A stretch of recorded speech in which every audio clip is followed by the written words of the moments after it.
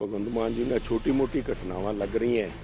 ਮੂਸੇਵਾਲਾ ਦਾ murder ਹੋਇਆ, ਸਾਡੇ kabaddi player ਦਾ murder ਹੋਇਆ ਹੈ, ਜਿਸ ਤਰ੍ਹਾਂ ਦਿਨ ਦਿਹਾੜੇ ਰੋਜ਼ ਵਾਰਦਾਤਾਂ ਹੋ ਰਹੀਆਂ, ਉਹ ਕੋਈ ਛੋਟੀ ਮੋਟੀ ਘਟਨਾ ਹੈ ਸਰ। ਤੁਸੀਂ ਇਨਸੈਂਸਿਟੀਵਿਟੀ ਜਿਹੜੀ ਹੈ, ਤੁਸੀਂ असंवेदनशीलता ਜਿਹੜੀ ਸਰਕਾਰ ਦੀ ਸਾਹਮਣੇ ਆ ਰਹੀ ਹੈ।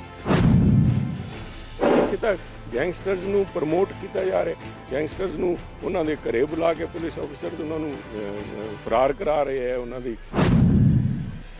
ਗੁਜਰਾਤ ਤੇ ਹਿਮਾਚਲ ਪ੍ਰਦੇਸ਼ ਦੀ ਚੱਕ ਛੱਡਣ ਤੇ ਪੰਜਾਬ ਨੂੰ ਆ ਕੇ ਸਾਹਮਣ, ਆ ਸਾਰਾ ਕੁਝ ਇਸ ਕਰਕੇ ਹੋ ਰਿਹਾ ਵੀ ਇੱਕ ਵਿਸ਼ਵਸਨੀय ਭਰੋਸੇ ਲਾਇਕ ਕੋਈ ਲੀਡਰ ਅੱਜ ਲੋਕਾਂ ਨੂੰ ਸਾਹਮਣੇ ਦਿਸ ਨਹੀਂ ਰਿਹਾ। ਆਮ ਆਦਮੀ ਪਾਰਟੀ ਨੇ ਤਾਂ ਮੈਂ ਸਮਝਦਾ ਵੀ ਜਿੱਡਾ ਵੱਡਾ ਲੋਕਾਂ ਨੂੰ ਹੁੰਗਾਰਾ ਦਿੱਤਾ, ਉਸ ਤੋਂ ਵੱਡਾ ਧੋਖਾ ਉਹਨਾਂ ਨਾਲ ਹੋ ਗਿਆ। ਜਦੋਂ ਲੀਡਰਸ਼ਿਪ ਮਾੜੀ ਹੋ ਗਈ ਤਾਂ ਮਤਲਬ ਆ ਨਹੀਂ ਵੀ ਪਾਰਟੀ ਮਾੜੀ ਹੈ।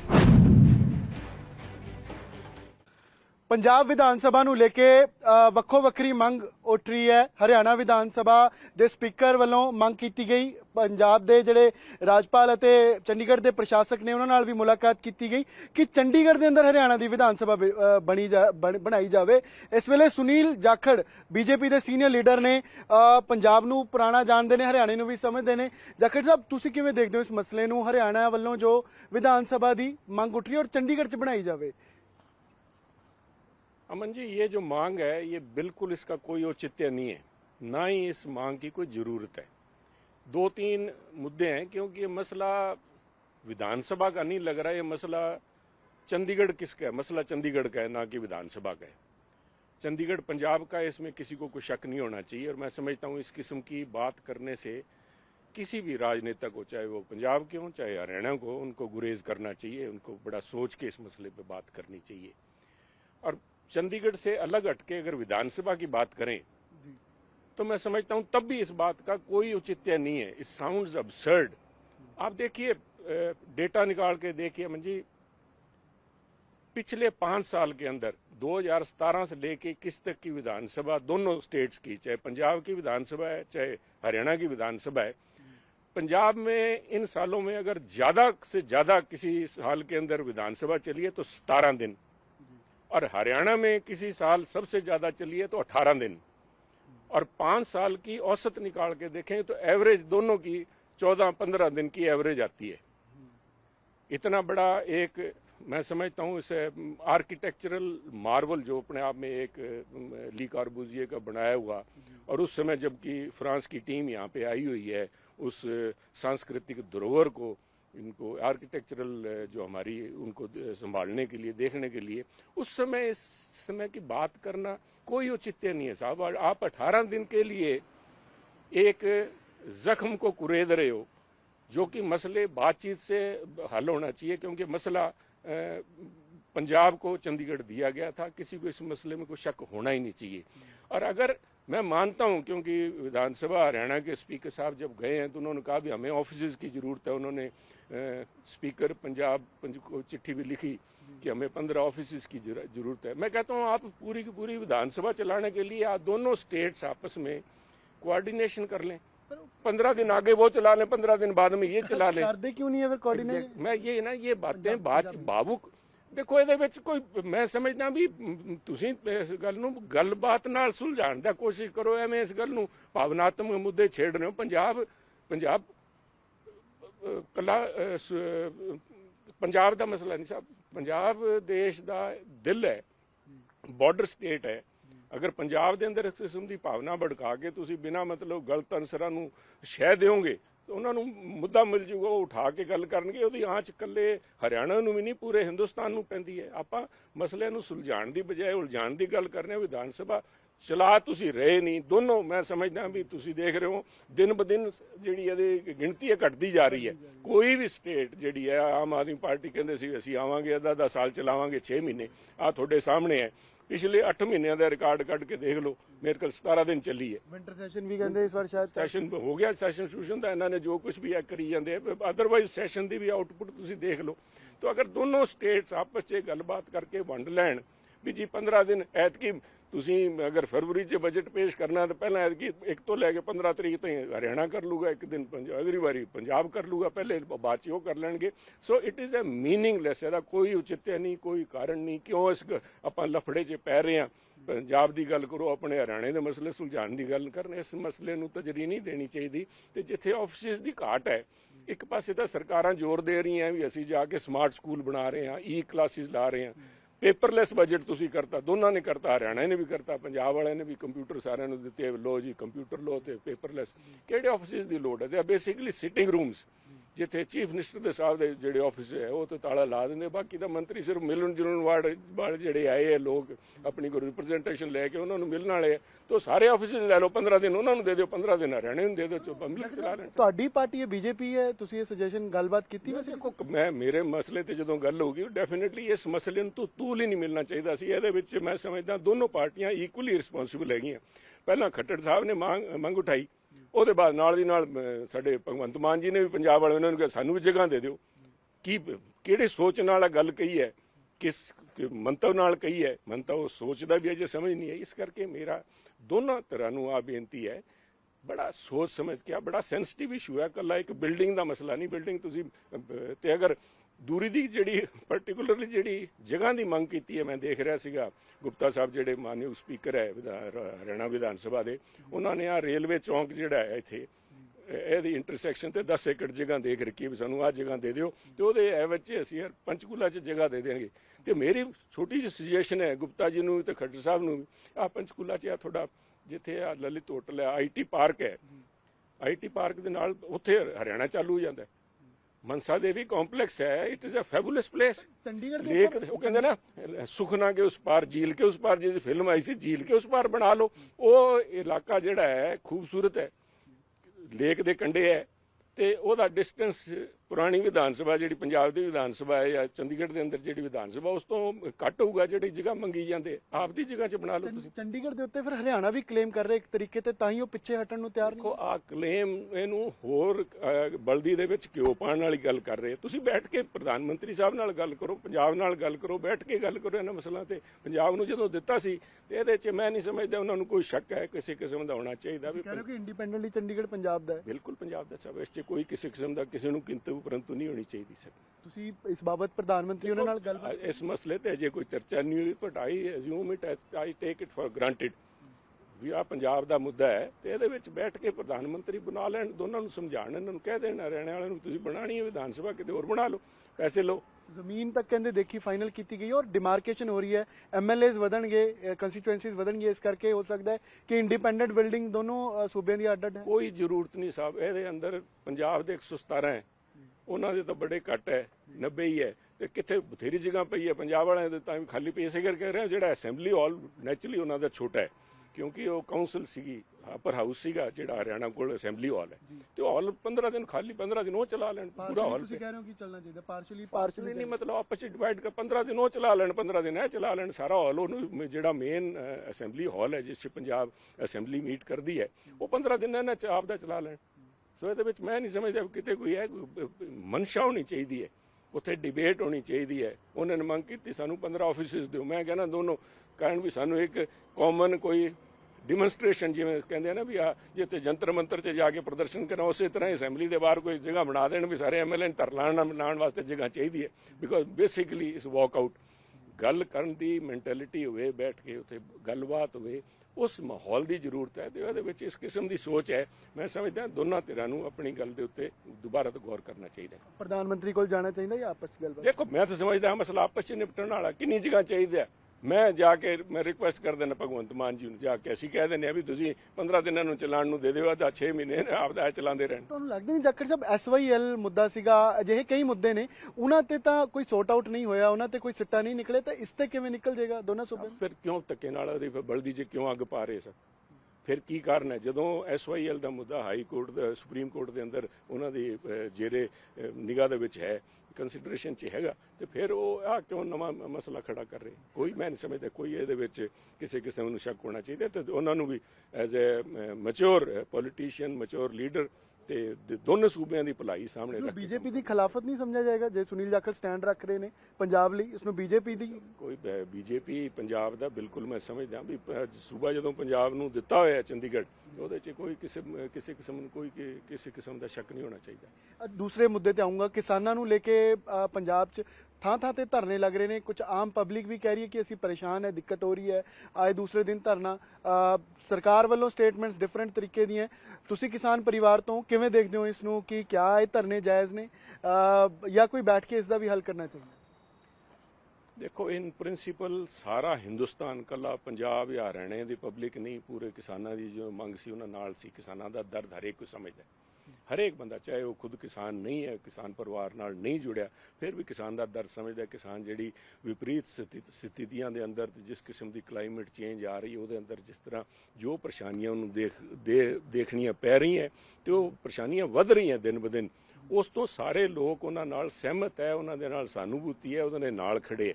ਪਰੰਤੂ ਮੈਂ ਸਮਝਦਾ ਵੀ ਕਿਸਾਨ ਆਗੂਆਂ ਨੂੰ ਵੀ ਇਹ ਗੱਲ ਹੁਣ ਦੇਖਣੀ ਚਾਹੀਦੀ ਹੈ ਵੀ ਝਗੜਾ ਤੁਹਾਡਾ ਸਰਕਾਰ ਦੇ ਨਾਲ ਹੈ। ਸਰਕਾਰ ਨੂੰ ਤੁਸੀਂ, ਆਮ ਜਨਤਾ ਨੂੰ ਪਰੇਸ਼ਾਨੀ ਜਦੋਂ ਹੁੰਦੀ ਹੈ ਉਹਦਾ ਨੈਚੁਰਲੀ ਉਹ ਤੁਹਾਡੇ ਸਾਹਮਣੇ ਹੈ। ਲੋਕ ਵੀ, ਜੇ ਉਹਨਾਂ ਦੀ ਮੂਵਮੈਂਟ 1 ਸਾਲ ਤਾਈਂ ਉੱਥੇ ਚੱਲੀ ਹੈ ਬਿਕੋਜ਼ ਪਬਲਿਕ ਸਿੰਪਥੀ ਨਾਲ ਸੀਗੀ, ਸਾਰੇ ਨਾਲ ਸੀਗੀ, ਉਹ ਨਾਲ ਸਹਿਮਤ ਸੀਗੇ।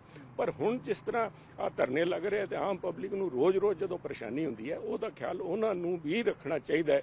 ਤੇ ਇਸ ਗੱਲ ਦਾ ਸਰਕਾਰ ਨੂੰ ਬਿਲਕੁਲ, ਸਰਕਾਰ ਨੇ ਜਾਣ-ਬੁੱਝ ਕੇ ਜਿਸ ਕਿਸਮ ਦੇ ਬਿਆਨਬਾਜ਼ੀ ਕਰਕੇ ਰੋਜ਼ ਜਦੋਂ ਮੀਟਿੰਗ ਕਰਦੇ, ਇੱਕ ਪਾਸੇ ਤਾਂ ਭਗਵੰਤ ਮਾਨ ਜੀ ਕਹਿੰਦੇ ਆ ਵੀ ਮੈਂ ਇੰਨੀਆਂ ਮੀਟਿੰਗਾਂ ਕਰ ਲਈਆਂ, ਤੇ ਇਹ ਗੱਲਾਂ ਜਿਹੜੀਆਂ ਕੱਲ ਟੈਲੀਵਿਜ਼ਨ ਤੇ ਪਰਸੋਂ ਬੋਲੇ ਹੈ, ਉਹਨਾਂ ਨਾਲ ਬੈਠ ਕੇ ਲੀਡਰ ਨਾਲ ਉਹਨਾਂ ਨਾਲ ਸਾਂਝੀ ਕਰ ਲੈਂਦੇ ਵੀ ਤੁਸੀਂ ਥੋੜਾ ਆਮ ਜਨਤਾ ਦਾ ਵੀ ਧਿਆਨ ਕਰੋ। ਇਹ ਮੈਸੇਜ ਇੱਕ ਗਲਤ ਜਾਂਦਾ ਹੈ ਵੀ ਤੁਸੀਂ ਯੂ ਆਰ ਐਂਟੀ ਫਾਰਮਰ, ਜਿਹੜਾ ਹੈ ਉਹ ਰੁੱਖ ਇਹਨਾਂ ਦਾ ਖੁੱਲ ਕੇ ਸਾਹਮਣੇ ਆਇਆ। ਉਹ ਕਹਿੰਦੇ ਕਿ ਧਰਨੇ ਲਈ ਧਰਨਾ ਹੈ ਔਰ ਹਾਜ਼ਰੀ ਲਵਾਉਣ ਲਈ ਧਰਨੇ ਦਿੱਤੇ ਜਾ ਰਹੇ ਨੇ, ਫੰਡਿੰਗ ਹੈਗੀ ਹੈ, ਇਸ ਤਰੀਕੇ ਦਾ ਉਹਨਾਂ ਨੇ ਜ਼ਿਕਰ ਕੀਤਾ। ਦੇਖੋ, ਉਸ ਗੱਲ ਨੂੰ ਜਾਂ ਤਾਂ ਪ੍ਰੂਵ ਕਰਨ ਸਾਹਿਬ, ਉਹਨਾਂ ਦੇ ਖੁਦ ਉਹਨਾਂ ਦੇ ਜਿਹੜੇ ਹੈ ਕਿਸਾਨ ਯੂਨੀਅਨ ਦੇ ਲੀਡਰਸ ਨੇ ਕਿਹਾ ਵੀ ਅਜਾ ਉਹਨਾਂ ਦੇ ਸਾਹਮਣੇ ਤਾਂ ਉਹਨਾਂ ਨੂੰ ਬੇਨਕਾਬ ਕਰੋ। ਜਿਹੜੇ ਲੋਕ ਕਿਸਾਨਾਂ ਨੂੰ ਬਦਨਾਮ ਕਰ ਰਹੇ ਹੈ, ਕੁਝ ਲੀਡਰ ਜਿਹੜੇ ਆ, ਦੇਖੋ ਨੈਚੁਰਲੀ ਜਿਹੜੇ ਲੋਕਾਂ ਨੇ ਕਿਸਾਨਾਂ ਦੀ ਉਸ ਮੁੱਦੇ ਨੂੰ, ਕਿਸਾਨਾਂ ਦੀ ਭਾਵਨਾਵਾਂ ਨੂੰ, ਕਿਸਾਨਾਂ ਦੇ ਦਰਦ ਨੂੰ ਵੋਟਾਂ ਦੇ ਵਿੱਚ ਤਬਦੀਲ ਕਰਨਾ ਚਾਹਿਆ, ਉਹਨੂੰ ਐਨਕੈਸ਼ ਕਰਨਾ ਚਾਹਿਆ ਕਿਸਾਨਾਂ ਦੇ ਦਰਦ ਨੂੰ, ਉਹਨਾਂ ਨੂੰ ਲੋਕਾਂ ਨੇ ਸਬਕ ਸਿਖਾਤਾ ਸਾਹਿਬ। ਦੇਖੋ, ਲੋਕ ਸਮਝਦਾਰ ਹੈ, ਭਾਵੁਕ ਹੈ, ਕਿਸਾਨਾਂ ਨਾਲ ਜੁੜੇ ਹੈ, ਪਰ ਜਦੋਂ ਉਹਨਾਂ ਨੂੰ ਲੱਗਦਾ ਹੈ ਵੀ ਸਾਡਾ ਸਾਨੂਭੂਤੀ ਹੈ, ਸਾਡਾ ਜਿਹੜਾ ਦਰਦ ਇਹਨਾਂ ਕਨੀ ਮਹਿਸੂਸ ਕਰਦੇ ਆ, ਉਹਨੂੰ ਇਹ ਲੋਕ ਐਕਸਪਲੋਇਟ ਕਰ ਰਹੇ ਪੋਲੀਟੀਕਲੀ, ਉਹ ਨਾ ਤਾਂ ਕਿਸਾਨਾਂ ਨੇ ਬਰਦਾਸ਼ਤ ਕਰਨੀ, ਨਾ ਹੀ ਜਨਤਾ ਨੇ ਬਰਦਾਸ਼ਤ ਕਰਨੀ। ਤੇ ਇਸ ਕਰਕੇ ਮੈਂ ਸਮਝਦਾ ਵੀ ਕੋਈ ਕੋਰੀਆਂ ਗੱਲਾਂ, ਆ ਕੋਈ ਪਬਲਿਕ ਮੀਟਿੰਗ ਨਹੀਂ, ਤੁਸੀਂ ਗੁਜਰਾਤ 'ਚ ਵੋਟ ਲਈ ਜਾਂਦੇ ਹੋ, ਉੱਥੇ ਜਾ ਕੇ ਜੋ ਕੁਝ ਤੁਸੀਂ ਝੂਠ ਸੱਚ ਬੋਲੀ ਜਾਂਦੇ ਹੋ ਬੋਲੀ ਜਾਓ, ਪਰ ਕਿਸਾਨਾਂ ਨਾਲ ਪੰਜਾਬ ਦੀ ਜਨਤਾ ਨੇ ਬਹੁਤ ਵੱਡਾ ਫਤਵਾ ਇਹਨਾਂ ਦੇ ਹੱਕ 'ਚ ਦਿੱਤਾ ਹੈ। ਤੇ ਦਿਸ ਕਾਈਂਡ ਆਫ ਡਬਲ ਸਪੀਕ ਜਿਹੜੀ ਹੈ ਨਾ, ਬਿਲਕੁਲ ਗੱਲ ਕਰਨੀ ਚਾਹੀਦੀ ਸੀ। ਅੰਦਰ ਕਮਰੇ 'ਚ ਗੱਲ ਕਰਦੇ ਵੀ ਤੁਸੀਂ ਇਸ ਕਿਸਮ ਦਾ ਵੀ ਮੇਰੇ ਕੋਲ ਆ ਤੁਹਾਡੇ ਖਿਲਾਫ ਸਬੂਤ ਹੈਗੇ, ਆ ਜਿਹੜੇ ਤੁਹਾਡੇ ਲੋਕ ਮਿਲੇ ਹੋਏ ਹੈ ਪੈਸਿਆਂ ਵਾਸਤੇ ਕਰ ਰਹੇ, ਤੇ ਉਹਨਾਂ ਨੂੰ ਬੈਠ ਕੇ ਗੱਲ ਕਰਦੇ ਰਾਦਰ ਦਿਨ ਸਾਰੇ ਇੱਕ ਕਿਸਾਨੀ ਪੂਰੀ ਸਮਾਜ ਨੂੰ ਬਦਨਾਮ ਕਰਨਾ, ਮੈਂ ਨਹੀਂ ਸਮਝਦਾ ਇੱਕ ਚੁਣੇ ਹੋਏ ਮੁੱਖ ਮੰਤਰੀ ਨੂੰ ਆ ਸ਼ੋਭਾ ਦਿੰਦਾ। ਤੀਸਰਾ, ਇੱਕ ਲਾਅ ਐਂਡ ਆਰਡਰ ਨੂੰ ਲੈ ਕੇ ਬੱਬੂ ਮਾਨ ਪੁਰਾਣਾ ਨਾਮ ਹੈ, ਵੱਡਾ ਨਾਮ ਹੈ ਪੰਜਾਬੀ ਗਾਇਕੀ ਦਾ, ਥ੍ਰੈਟ ਆਈ ਹੈ ਔਰ ਇੱਕ ਸਿਕਿਉਰਿਟੀ ਤੱਕ ਦਿੱਤੀ ਗਈ ਹੈ। ਤਾਂ ਲਾਅ ਐਂਡ ਆਰਡਰ ਨੂੰ ਲੈ ਕੇ ਵੀ ਕਿਹਾ ਜਾ ਰਿਹਾ, ਹਾਲਾਂਕਿ ਸਰਕਾਰ ਜ਼ਰੂਰ ਕਹਿੰਦੀ ਹੈ ਕਿ ਛੋਟੀ-ਮੋਟੀ ਘਟਨਾਵਾਂ ਹੈ, ਪਰ ਤੁਸੀਂ ਮੰਨਦੇ ਹੋ ਕਿ ਲਾਅ ਐਂਡ ਆਰਡਰ ਵੀ ਚਿੰਤਾ ਦਾ ਵਿਸ਼ੇ ਹੈ ਪੰਜਾਬ ਦਾ? ਕਿਵੇਂ ਦੇਖ ਰਹੇ ਹੋ ਲਾਅ ਐਂਡ ਆਰਡਰ? ਨਜ਼ਰੀਏ ਦਾ ਫਰਕ ਹੈ ਸਾਹਿਬ। ਜੇ ਅਗਰ ਉਹਨਾਂ ਨੂੰ ਭਗਵੰਤ ਮਾਨ ਜੀ ਨੇ ਛੋਟੀ-ਮੋਟੀ ਘਟਨਾਵਾਂ ਲੱਗ ਰਹੀਆਂ, ਮੂਸੇਵਾਲਾ ਦਾ ਮਰਡਰ ਹੋਇਆ, ਸਾਡੇ ਕਬੱਡੀ ਪਲੇਅਰ ਦਾ ਮਰਡਰ ਹੋਇਆ, ਜਿਸ ਤਰ੍ਹਾਂ ਦਿਨ ਦਿਹਾੜੇ ਰੋਜ਼ ਵਾਰਦਾਤਾਂ ਹੋ ਰਹੀਆਂ, ਉਹ ਕੋਈ ਛੋਟੀ-ਮੋਟੀ ਘਟਨਾ ਨਹੀਂ ਸਾਹਿਬ। ਦਿਸ ਇਨਸੈਂਸਿਟਿਵਿਟੀ ਜਿਹੜੀ ਹੈ, ਤੁਸੀਂ ਇਹ ਸੰਵੇਦਨਸ਼ੀਲਤਾ ਜਿਹੜੀ ਸਰਕਾਰ ਦੀ ਸਾਹਮਣੇ ਆ ਰਹੀ ਹੈ, ਬੌਖਲਾਹਟ ਸਾਹਮਣੇ ਆ ਰਹੀ ਹੈ, ਇਹਨੂੰ ਮੁਸਤੈਦ ਹੋ ਕੇ ਇਹਨੂੰ ਰੋਕਣ ਦਾ ਪ੍ਰਯਾਸ ਕਰੋ। ਤੁਸੀਂ ਅੱਜ ਤੁਸੀਂ ਦੇਖੋ ਵੀ ਅਗਰ ਸੰਗਰੂਰ ਬਾਈ ਇਲੈਕਸ਼ਨ 'ਚ ਇੱਕ ਗੱਲ ਜਿਹੜੀ ਹਰੇਕ ਪਿੰਡੋਂ ਪਿੰਡ ਸੁਣਨ ਨੂੰ ਆ ਰਹੀ ਸੀ, ਸਾਰੇ ਆ ਕਹਿ ਰਹੇ ਸੀ ਵੀ ਸਾਨੂੰ ਇੱਥੇ ਯੂਪੀ ਵਰਗੀ ਸਰਕਾਰ ਚਾਹੀਦੀ ਹੈ, ਜਿਸ ਤਰ੍ਹਾਂ ਯੋਗੀ ਜੀ ਚਲਾ ਰਹੇ ਉਹ ਜੀ ਸਰਕਾਰ ਚਾਹੀਦੀ ਹੈ, ਕਿਉਂਕਿ ਉੱਥੇ ਜਿਹੜੀ ਗੁੰਡਾਗਰਦੀ ਜਾਂ ਗੈਂਗਸਟਰ ਜਿਹੜੇ ਸੀਗੇ ਉਹਨਾਂ ਨੂੰ ਨਕੇਲ ਪਾਈ ਗਈ ਹੈ। ਲੋਕ ਚਾਹੁੰਦੇ ਵੀ ਇੱਥੇ ਵੀ ਗੈਂਗਸਟਰਸ ਨਕੇਲ ਪਾਈ ਜਾਵੇ। ਇੱਥੇ ਤਾਂ ਗੈਂਗਸਟਰਸ ਨੂੰ ਪ੍ਰਮੋਟ ਕੀਤਾ ਜਾ ਰਿਹਾ, ਗੈਂਗਸਟਰਸ ਨੂੰ ਉਹਨਾਂ ਦੇ ਘਰੇ ਬੁਲਾ ਕੇ ਪੁਲਿਸ ਆਫੀਸਰਸ ਉਹਨਾਂ ਨੂੰ ਫਰਾਰ ਕਰਾ ਰਹੇ ਹੈ, ਉਹਨਾਂ ਦੀ ਜਿਹੜੇ ਹੈਗੇ ਫਰੈਂਡਸ ਉਹਨਾਂ ਨੂੰ ਬੁਲਾ ਕੇ ਮਿਲਵਾ ਰਹੇ ਆ। ਗੱਲਾਂ ਠੀਕ ਨਹੀਂ ਸਾਹਿਬ। ਇਹਨਾਂ ਨੂੰ ਅਮਿਤ ਸ਼ਾਹ ਉਹਨਾਂ ਨੇ ਵੀ ਚਿੰਤਾ ਪ੍ਰਗਟ ਕੀਤੀ ਕਿ ਪੰਜਾਬ ਤੇ ਨਜ਼ਰ ਹੈਗੀ ਹੈ। ਬੀਜੇਪੀ ਕੀ ਸੋਲੂਸ਼ਨ ਦੇਖਦੀ ਹੈ ਕਿ ਜੇ ਪੰਜਾਬ ਦਾ ਲਾਅ ਐਂਡ ਆਰਡਰ ਹੱਥ ਤੋਂ ਬਾਹਰ ਹੁੰਦਾ ਹੈ ਜਾਂ ਜੋ ਚੀਜ਼ਾਂ ਵੱਧ ਰਹੀਆਂ ਹੈ, ਬੀਜੇਪੀ ਕੀ ਕਰੇਗੀ, ਸੈਂਟਰ ਸਰਕਾਰ ਕੀ ਕਰੇਗੀ? ਦੇਖੋ, ਕੋਈ ਵੀ ਸੈਂਟਰ ਸਰਕਾਰ ਤੇ ਖਾਸ ਤੌਰ ਤੇ ਇੱਕ ਨੈਸ਼ਨਲਿਸਟ ਗਵਰਨਮੈਂਟ ਜਦੋਂ ਬੈਠੀ ਹੈ, ਉਹਨਾਂ ਦਾ ਹੈ ਵੀ ਸੂਬੇ ਦੀ ਹਾਲਾਤ ਵਿਗੜਨੀ ਨਹੀਂ ਚਾਹੀਦੀ। ਉਹਨਾਂ ਨੇ clear in no uncertain terms government of India ਤੇ ਹੋਮ ਮਿਨਿਸਟਰ ਸਾਹਿਬ ਨੇ ਪੰਜਾਬ ਸਰਕਾਰ ਨੂੰ ਤੁਹਾਨੂੰ ਜੋ ਵੀ ਮਦਦ ਚਾਹੀਦੀ ਹੈ ਕੇਂਦਰ ਸਰਕਾਰ ਤੋਂ ਸਾਡੇ ਤੋਂ ਲਓ, ਅਸੀਂ ਪਿੱਛੇ ਨਹੀਂ ਹਟਦੇ। ਬਟ ਇਵੈਂਚੁਅਲ ਜਿਹੜੀ ultimate responsibility law and order ਦੀ ਹੈ ਉਹ ਸਟੇਟ ਦਾ ਅਖਤਿਆਰ ਹੈ। ਸਟੇਟ ਉਹਨਾਂ ਤੋਂ ਜੋ ਮਦਦ ਚਾਹੀਦੀ ਹੈ ਸਟੇਟ ਕਹਿ ਦੇਵੇ ਸਾਡੇ ਹੱਥ ਖੜੇ ਜੀ ਸਾਡੇ ਤੋਂ ਨਹੀਂ ਸੰਭਲਦੇ, then the centre government would step in, but that is ਅਜੇ ਮੈਂ ਸਮਝਦਾ ਵੀ ਇਹਨਾਂ ਨੂੰ ਆਪਣੇ ਤੌਰ ਤੇ ਪ੍ਰਯਾਸ ਕਰਨੇ ਚਾਹੀਦੇ ਹੈ। ਗੁਜਰਾਤ ਤੇ ਹਿਮਾਚਲ ਪ੍ਰਦੇਸ਼ ਦੀ ਚੱਕ ਛੱਡਣ ਤੇ ਪੰਜਾਬ ਨੂੰ ਆ ਕੇ ਸਾਹਮਣ, ਤੇ ਮੈਂ ਸਮਝਦਾ ਵੀ ਪੰਜਾਬ ਦੇ ਆਫੀਸਰਸ ਹੈ ਜਿਨ੍ਹਾਂ ਨੇ ਉਹ ਕਾਲੇ ਦਿਨ ਵੀ ਸੰਭਾਲੇ ਸੀਗੇ, ਦੇ ਆਰ ਕੈਪੇਬਲ, ਕੰਪੀਟੈਂਟ, ਅੱਛੇ ਅਫਸਰ ਹੈ ਤੇ ਇਹਨਾਂ ਨੂੰ ਇਸਤੇਮਾਲ ਕਰਨ। ਇਕਬਾਲ ਸਿੰਘ ਲਾਲਪੁਰਾ ਦੇ ਬੇਟੇ ਤੇ 2 ਦਿਨ ਪਹਿਲਾਂ ਰਾਤ ਨੂੰ ਹਮਲਾ ਹੋਇਆ, ਪਰਸੋਂ ਦੀ ਗੱਲ ਹੈ, ਪਰ ਉਹ ਵੱਧਦੀਆਂ ਜਾ ਰਹੀਆਂ ਚੀਜ਼ਾਂ ਆਈ ਨੇ ਸਭ, ਜੇ ਨਕੇਲ ਨਾ ਪਾਓਗੇ ਤਾਂ ਫਿਰ ਇਸੇ ਤਰ੍ਹਾਂ ਹੀ ਆ ਤਾਂ ਵਿਗੜਦਾ ਹੀ ਚਲਿਆ ਜਾਊਗਾ ਸਭ। ਇਹਦੇ ਕਰਕੇ ਚਿੰਤਾ ਦਾ ਵਿਸ਼ਾ ਹੈ ਬੜਾ। ਤੁਸੀਂ ਇਸ ਗੱਲਾਂ ਨੂੰ ਕਿਊਮਨਲ ਰੰਗ ਦਿੱਤਾ ਜਾ ਰਿਹਾ ਹੈ। ਇੱਥੇ ਮਾਹੌਲ ਸੁਖਾਵਾਂ ਵੇਖ ਕੇ ਲੋਕ ਬਾਹਰੋਂ ਚੱਲ ਕੇ, ਕੋਈ ਦੁਬਈ ਤੋਂ ਆ ਗਿਆ, ਕੋਈ ਕੱਲ ਅਮਰੀਕਾ ਤੋਂ ਆ ਜਾਊਗਾ, ਉੱਥੇ ਆ ਕੇ ਬਹਿ ਜਾਊਗਾ, ਫਿਰ ਕਿਵੇਂ ਬਣੂਗਾ ਸਭ? ਜੇ ਪਹਿਲਾਂ ਤਾਂ ਨਹੀਂ ਆਏ ਇੱਥੇ, ਪਹਿਲਾਂ ਤਾਂ ਨਹੀਂ ਆ ਕੇ ਕਿਸੇ ਨੇ ਪੰਜਾਬ ਦੇ ਵਿੱਚ ਪੈਰ ਰੱਖਿਆ। ਮੈਂ ਬੜਾ ਕਲੀਅਰ ਹਾਂ ਸਾਹਿਬ, ਜੋ ਕੁਛ ਹੈ ਜਿਹੜੇ ਗਲਤ ਅਨਸਰ ਸਿਰ ਚੱਕ ਰਹੇ ਹੈ, ਬਿਆਨ ਆ ਰਹੇ ਹੈ, ਕੋਈ ਸਰਦਾਰ ਸ਼ਹੀਦ ਆਜ਼ਮ ਭਗਤ ਸਿੰਘ ਜੀ ਨੂੰ ਆਤੰਕੀ ਦੱਸ ਰਿਹਾ ਹੈ, ਕੋਈ ਬਾਹਰੋਂ ਆ ਕੇ ਇੱਥੇ ਸੋਧਣ ਦੀਆਂ ਗੱਲਾਂ ਕਰੀ ਜਾਂਦਾ ਹੈ। ਆਹ ਸਾਰਾ ਕੁਝ ਇਸ ਕਰਕੇ ਹੋ ਰਿਹਾ ਵੀ ਇੱਕ ਵਿਸ਼ਵਸਨੀय ਭਰੋਸੇ ਲਾਇਕ ਕੋਈ ਲੀਡਰ ਅੱਜ ਲੋਕਾਂ ਨੂੰ ਸਾਹਮਣੇ ਦਿਸ ਨਹੀਂ ਰਿਹਾ। ਅਕਾਲੀ ਪਾਰਟੀ ਲੀਡਰਸ਼ਿਪ ਇਸ ਟੋਟਲੀ ਲੋਕਾਂ ਨੇ ਰਿਜੈਕਟ ਕਰਤੀ। ਕਾਂਗਰਸ ਨੇ ਆਪਦੀਆਂ ਜੜ੍ਹਾਂ ਆਪ ਵੱਢ ਕੇ ਤੁਹਾਡੇ ਸਾਹਮਣੇ ਦੇਖ ਲਓ ਜੋ ਕੁਝ ਉਹਨਾਂ ਦਾ ਹਾਲ ਹੋਇਆ ਖੜਾ, ਉਹ ਆਪਸ 'ਚ ਚਿੱਤਰੋ ਚਿੱਤਰੀ ਹੋਈ ਜਾਂਦੀ ਹੈ। ਆਮ ਆਦਮੀ ਪਾਰਟੀ ਨੇ ਤਾਂ ਮੈਂ ਸਮਝਦਾ ਵੀ ਜਿੱਡਾ ਵੱਡਾ ਲੋਕਾਂ ਨੂੰ ਹੁੰਗਾਰਾ ਦਿੱਤਾ ਉਸ ਤੋਂ ਵੱਡਾ ਧੋਖਾ ਉਹਨਾਂ ਨਾਲ ਹੋ ਗਿਆ। ਤੇ ਅੱਜ ਉਸ ਲੀਡਰਸ਼ਿਪ ਦੀ ਜਿਹੜੀ ਘਾਟ ਹੈ ਉਹਦੇ ਵਿੱਚ ਹਰੇਕ ਕੋਈ ਜਣਾ ਕਣਾ ਵੀ ਇੱਥੇ ਆ ਕੇ ਮੈਂ ਅੱਗ ਦੀ ਤੀਲੀ ਲਾ ਕੇ ਆਪਣੇ ਆਪ ਨੂੰ ਲੀਡਰ, ਇੱਕ ਜਿਹੜਾ ਫਰਿੰਜ ਐਲੀਮੈਂਟ ਹੈ ਜਾਂ ਕੋਈ ਜਿਹੜੇ ਇਸ ਕਿਸਮ ਦੀ ਸੋਚ ਦੇ ਰੱਖਦੇ, ਅਲੱਗਵਾਦੀ ਸੋਚ ਹੈ, ਉਹਨਾਂ ਨੂੰ ਨਾਲ ਲੈ ਕੇ ਮੈਂ ਲੀਡਰ ਉੱਭਰ ਕੇ ਆ ਜਾਊਂਗਾ। ਉਹਨਾਂ ਦੀ ਗਲਤ ਸੋਚ ਹੈ ਸਾਹਿਬ। ਬਿਲਕੁਲ ਕਮਜ਼ੋਰੀ ਜ਼ਰੂਰ ਸਰਕਾਰ ਦੀ ਹੈ ਪਰ ਪੰਜਾਬੀਅਤ ਬਹੁਤ ਮਜ਼ਬੂਤ ਹੈ ਸਾਹਿਬ। ਮਾਨਸ ਕੀ ਜਾਤ ਸਭੈ ਏਕੋ ਪਹਿਚਾਨ ਵੇ, ਆਹ ਜਿਹੜਾ ਮੂਲ ਮੰਤਰ ਸਾਰਿਆਂ ਨੇ ਗੁਰੂ ਸਾਹਿਬ ਦਾ ਇੱਥੇ ਪੜ੍ਹਿਆ ਹੋਇਆ। ਇੱਥੇ ਇਸ ਕਿਸਮ ਦੇ ਕਿਊਮਨਲ ਰੰਗਤ ਨਾਲ ਨਾ ਤਾਂ ਕੋਈ ਲੀਡਰ ਬਣਦਾ, ਤੇ ਜੇ ਕੋਈ ਪਾਰਟੀਆਂ ਮਰੀਆਂ ਤੇ ਜਿਨ੍ਹਾਂ ਨੇ ਧਰਮ ਦੇ ਉੱਤੇ ਰਾਜਨੀਤਿਕ ਰੋਟੀਆਂ ਸੇਕਣੀਆਂ ਚਾਹੀਆਂ, ਉਹਨਾਂ ਦਾ ਹਾਲ ਤੁਹਾਡੇ ਸਾਹਮਣੇ ਤੁਸੀਂ ਦੇਖ ਰਹੇ ਹੋ। ਲੋਕਾਂ ਨੇ ਰਿਜੈਕਟ ਕਰਤਾ ਉਹਨਾਂ ਨੂੰ। ਇੱਕ ਆਖਰੀ ਸਵਾਲ ਹੈ, ਬੀਜੇਪੀ ਦਾ ਕੀ ਫਿਊਚਰ ਦੇਖ ਰਹੇ ਹੋ ਪੰਜਾਬ 'ਚ? ਚਾਹੇ ਉਹ ਤੁਹਾਡੇ ਇੰਡੀਵਿਜੂਅਲ ਤੁਹਾਡੀ ਗੱਲ ਹੋਵੇ, ਚਾਹੇ ਉਹ ਪੰਜਾਬ ਬੀਜੇਪੀ ਦੀ ਗੱਲ ਹੋਵੇ, ਕਿਵੇਂ ਦੇਖ ਰਹੇ ਹੋ ਕਿ ਕਿਵੇਂ ਬੀਜੇਪੀ ਅੱਗੇ ਵਧੇਗੀ? ਪੰਜਾਬ ਦੇ ਸੁਨਹਿਰੇ ਭਵਿੱਖ ਨਾਲ ਜੁੜਿਆ ਹੈ ਬੀਜੇਪੀ ਦਾ ਭਵਿੱਖ। ਪੰਜਾਬ ਬੀਜੇਪੀ ਦਾ ਭਵਿੱਖ ਜਿਹੜੀ ਗੱਲ ਮੈਂ ਕੀਤੀ ਹੈ, ਪੰਜਾਬ ਅੱਜ ਇੱਕ ਏਬਲ ਲੀਡਰਸ਼ਿਪ ਚਾਹੁੰਦਾ ਹੈ ਜਿਹੜਾ ਪੰਜਾਬ ਨੂੰ ਇਸ ਮਾੜੀ ਦਲਦਲ, ਆ ਤਾਂ ਪੈ ਹੀ ਗਿਆ ਤੁਹਾਡਾ ਜਿਹੜਾ ਲਾਅ ਆਰਡਰ ਵਾਲੀ ਦਲਦਲ ਪੈਦਾ ਹੋ ਗਈ। ਉਸ ਤੋਂ ਪਹਿਲਾਂ ਫਾਈਨੈਂਸ਼ੀਅਲ ਜਿਹੜੀ ਸਾਡੇ ਸਮੱਸਿਆ ਆਈ ਖੜੀ ਹੈ, ਸਾਡੇ ਬੱਚੇ ਬਾਹਰ ਜਾ ਰਹੇ ਹੈ। ਹੁਣ ਕੱਲ ਬਹੁਤ ਵੱਡੀਆਂ ਖਬਰਾਂ ਲੱਗੀਆਂ ਸੀ ਵੀ ਪੰਜਾਬੀਆਂ ਨੇ ਬੜਾ ਸਵਾਗਤ ਕੀਤਾ, ਵੀ ਉਹਨਾਂ ਨੇ ਇੰਨੀਆਂ ਕੈਟੇਗਰੀਜ਼ ਹੋਰ ਖੋਲਤੀਆਂ, ਕੈਨੇਡਾ ਵਾਲਿਆਂ ਨੇ ਵੀ ਇੱਥੇ ਡਰਾਈਵਰ ਵੀ ਆ ਸਕਦੇ ਹੈ, ਤੁਸੀਂ ਸਾਰਾ ਪੰਜਾਬ ਵੀ ਫਿਰ ਕੈਨੇਡਾ ਭੇਜ ਦਈਏ ਆਪਾਂ, ਸਮੱਸਿਆ ਹੀ ਖਤਮ ਹੋ ਜੇ। ਇਹ ਗੱਲਾਂ ਉਸ ਕਰਕੇ ਉੱਠ ਰਹੀਆਂ ਵੀ ਇੱਥੇ ਲੋਕਾਂ ਦਾ ਲੀਡਰਸ਼ਿਪ ਤੇ ਵਿਸ਼ਵਾਸ ਖਤਮ ਹੋ ਗਿਆ। ਇੱਕ ਲੀਡਰਸ਼ਿਪ ਐਬਿਲਿਟੀ, ਜਿਸ ਤਰ੍ਹਾਂ ਅੱਜ ਪੂਰੇ ਹਿੰਦੁਸਤਾਨ ਦੇ ਵਿੱਚ ਲੋਕ ਮੰਨਦੇ ਆ ਵੀ ਪ੍ਰਾਈਮ ਮਿਨਿਸਟਰੀਅਲ ਕੈਂਡੀਡੇਟ ਉਹਨਾਂ ਦੇ ਸਾਹਮਣੇ ਕੋਈ ਦਿਸਦਾ, ਮੋਦੀ ਜੀ ਦੇ ਸਾਹਮਣੇ ਕੋਈ ਨਹੀਂ ਦਿਸਦਾ ਅੱਜ ਕੋਈ।